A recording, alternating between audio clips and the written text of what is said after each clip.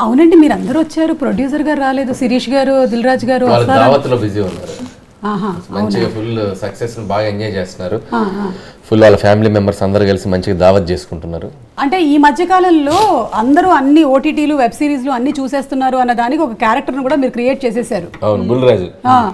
So Bulraju గురించి, ఆ character ని క్రియేట్ చేయడం వెనకాల జరిగిన స్టోరీ గురించి ఏమైనా చెప్తారా? అంటే యాక్చువల్గా ఓటీటీ అనేది it's like it's for an entertainment, but at the same time you have to be cautious with the kids. Correct. ఎందుకంటే దాంట్లో ఒక్కొక్కసారి తెలుగు మరి ఇంగ్లీష్ ఫిల్మ్స్కి బూతులు చాలా ఘోరంగా ఉంటాయి. డబ్ చేసి మీరు గమనించారో లేదు, ఇంగ్లీష్ ఫిలిమ్స్ని డబ్ చేసి హిందీ ఫిలిమ్స్ని డబ్ చేసిన బూతులు మరి టు ద కోర్, మనీ హేస్ట్లు. సో నాకు అనిపించింది వాట్ ఇఫ్ పిల్లలు ఎవరైనా చూస్తే వీటి ఇన్ఫ్లుయెన్స్ పిల్లల మీద ఎలా ఉంటుంది అనేది. సో అది చెప్దామని చెప్పి ట్రై చేసాం. కొంతమంది అక్కడ ట్విట్టర్లో అక్కడక్కడ నా ఫ్రెండ్స్ కొంతమంది అడుగుతున్నారు, పిల్లలు ఇలా బూతులు అనొచ్చా అంటే బాబు ఫ్రెండ్స్ మేము పిల్లలతో తిట్టించట్లేదు, కొద్దిగా జాగ్రత్తగా ఉండని చెప్పాం. సినిమా చూడకుండా జస్ట్ వాళ్ళు ఏంటంటే తిట్టిస్తున్నారు ఓ దగ్గర ఫీల్ అయిపోతున్నారు, అది ఏమి లేదు.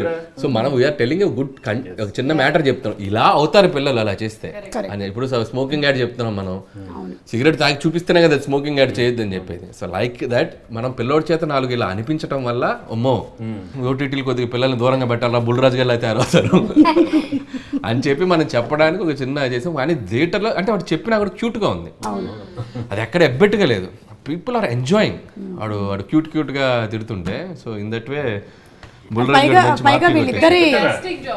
వెంకటేష్ గారు ఒక్కసారి మీరు ఇద్దరు చెప్పరండి, లాస్ట్ లో ఇద్దరు చెప్పుకుంటారు కదా. ఎంత క్యూట్ గా ఉందో, పైగా సీరియస్ సిచ్యువేషన్స్ లో కూడా వీళ్ళు వెళ్ళిపోతున్నారు. సేమ్ నేను ఇంట్లో నా బొడ్డోడితో చేస్తాను, నా కొడుకుతో. సో నా కొడుకుతో ఇంటికి వెళ్ళగానే పట్టుకుని నా కొడుకు కురికెత్తాను, వాడు కూడా తెత్తే అంటాడు.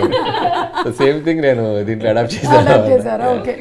ఈ ఎక్స్ గర్ల్ ఫ్రెండ్ శ్వేత ఎలా ఉందండి? శ్వేత మీరు ఆ యూట్యూబ్ లింక్ చదివారా? అవును, రియల్ కదా. ఈ మధ్య ఈ యూట్యూబ్లో ఈ దారుణాలు తట్టుకోలేకపోతున్నాం అండి.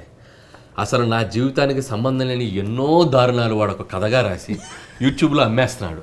అది లక్షల్లో వ్యూస్ చూస్తున్నారు. అయ్యా వ్యూయర్స్, చక్కటి సంక్రాంతి వస్తున్నాను ఒక అద్భుతమైన సినిమా తీసాం, అది చూసి ఎంజాయ్ చేయండి. దయచేసి ఈ ఫేక్ వీడియోలు మాత్రం చూడకండి. ఆల్రెడీ ఏంటి చాలా డెప్త్గా రాసేసారు. శ్వేతకు నాకు బ్రేకప్ అయింది, శ్వేత నా వైఫ్ ఫ్రెండ్ అంట.